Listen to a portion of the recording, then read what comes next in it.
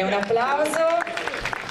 Si è tenuta in Fiera di Padova la prima edizione di Circular Medical Expo, la fiera internazionale che affronta i temi della salute globale per capire quale sarà la medicina del futuro, un momento di incontro tra scienza e tecnologia. Non è fantascienza e non è sogno, è già una realtà e lo testimonia il fatto che abbiamo un indotto che funziona bene per l'Italia di circa 18,5 miliardi di euro all'anno.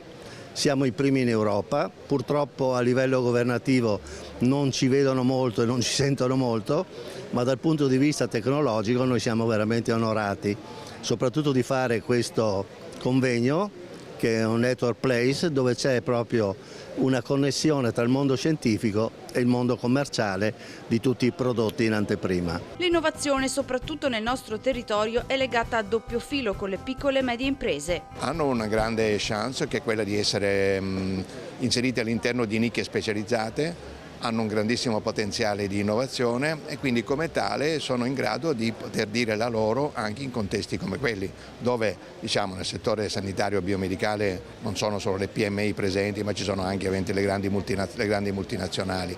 Però questo è rappresentativo di questo che è il nostro territorio, però un luogo dove queste aziende parlano col mondo della sanità, col mondo delle imprese interessate e riescono anche a sviluppare prodotti assolutamente innovativi. Scienza e ricerca votati all'innovazione in un continuo confronto per trovare soluzioni nuove.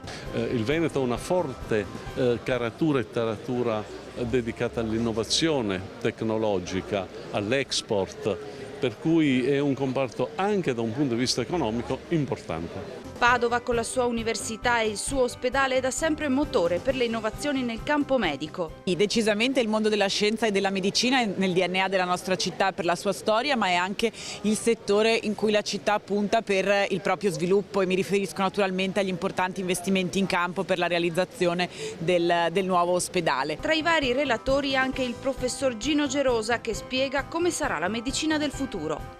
Sarà una medicina sicuramente personalizzata perché utilizzerà tutto quello che l'intelligenza artificiale e il machine learning ci mette a disposizione. Sarà una salute in cui la tecnologia entrerà in maniera molto importante, però sarà una salute a misura d'uomo.